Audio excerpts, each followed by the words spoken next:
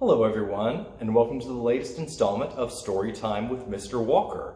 And today we're going to actually read one of my favorites, the classic, Snow White and the Seven Dwarfs. So here we are, Snow White and the Seven Dwarfs. Long ago, in a faraway kingdom, there lived a lovely young princess named Snow White. Her stepmother, the queen, was cruel and vain. She hated anyone whose beauty rivaled her own, and she watched her stepdaughter with angry, jealous eyes. The queen had magic powers and owned a wondrous mirror that spoke. Every day she stood before it and asked, "Mirror, mirror on the wall, who is the fairest one of all?" And every day the mirror answered, "You are the fairest of all, O queen, the fairest our eyes have ever seen." As time passed, Snow White grew more and more beautiful, and the queen grew more and more envious. So she forced the princess to dress in rags and work in the kitchen from dawn to dusk. Despite all of the hard work, Snow White stayed sweet, gentle, and cheerful.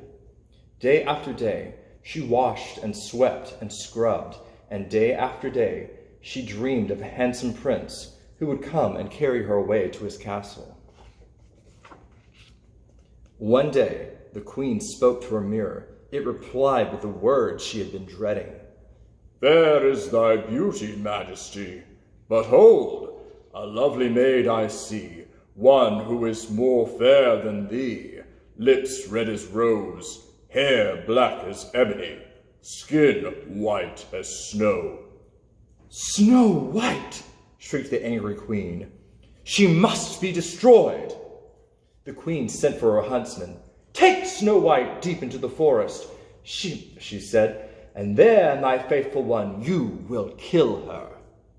The unhappy man begged the queen to be merciful, but she would not be persuaded. "Remember my magic powers," she warned. "Obey me, or you and your family will suffer."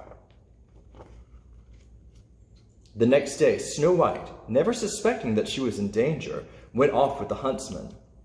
When they were deep in the woods, the huntsman drew his knife. Then suddenly, he fell to his knees. "I can't kill you," he sobbed. "Forgive me, my sweet princess. It was the queen who ordered this wicked deed." "The queen?" gasped Snow White. "She's mad with jealousy," said the huntsman. "She'll stop at nothing to destroy you. Quick! Run away, and don't come back.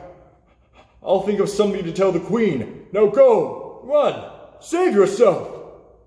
Frightened, Snow White fled through the woods. Tangled branches tore at her clothes. Sharp twigs scratched her arms and legs. Strange eyes stared from the shadows.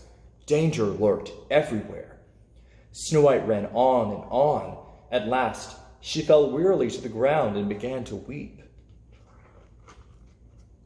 The gentle animals of the forest gathered around and tried to comfort her. Chirping and chattering, they led her to a tiny cottage. "Oh," said Snow White, "how sweet! It's just like a doll's house."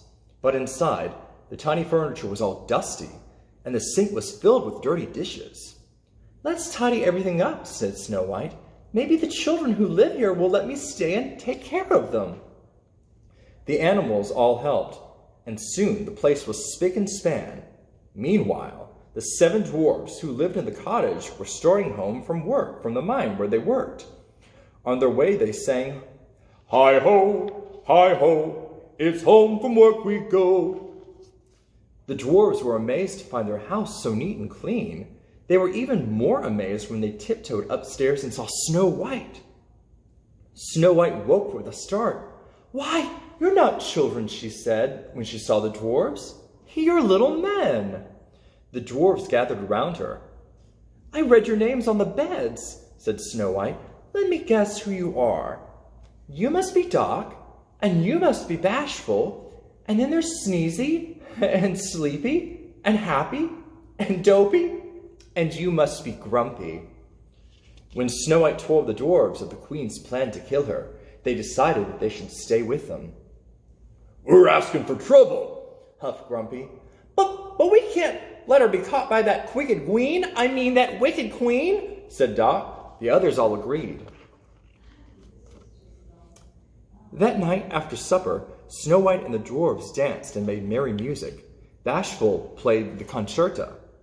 Happy tapped the drums. Sleepy tooted the horn. Grumpy pumped the organ. Doc and Sneezy played string instruments.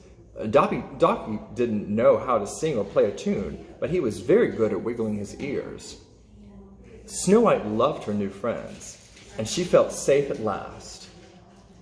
But the queen had learned from her mirror that Snow White was still alive. "This time," she hissed, "I'll finish her myself." With a magic spell, she turned herself into an old peddler woman. She filled a basket with apples, putting a poisoned apple on top. "One bite," she cackled, "and Snow White will sleep forever. Then I will be the fairest in the land." Next morning, before the dwarves left for the mine, they warned Snow White to be on guard.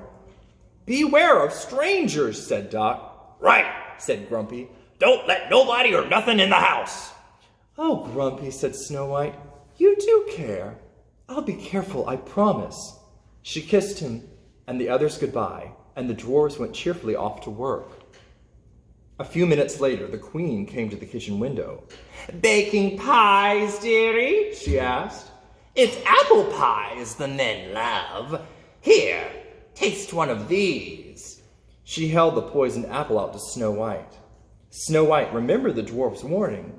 "But what harm can a poor old woman do?" she thought. "And that apple does look delicious." She bit the poisoned apple, and then, with a sigh, she fell to the floor. Alerted by the birds and animals that something was wrong, the dwarves raced back to the cottage.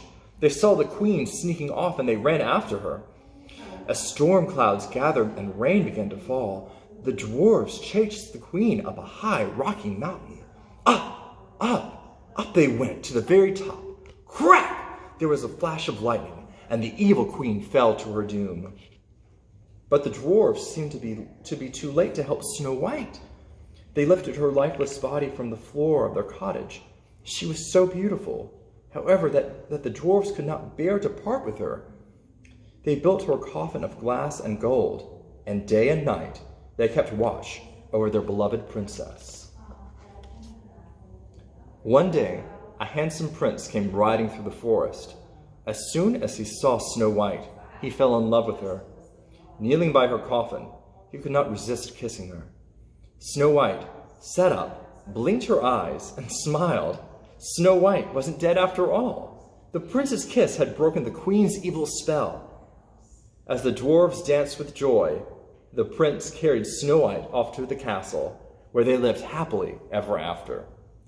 So that was Snow White and the Seven Dwarfs. Hope you enjoyed, and tune in next time for Storytime with Mr. Walker.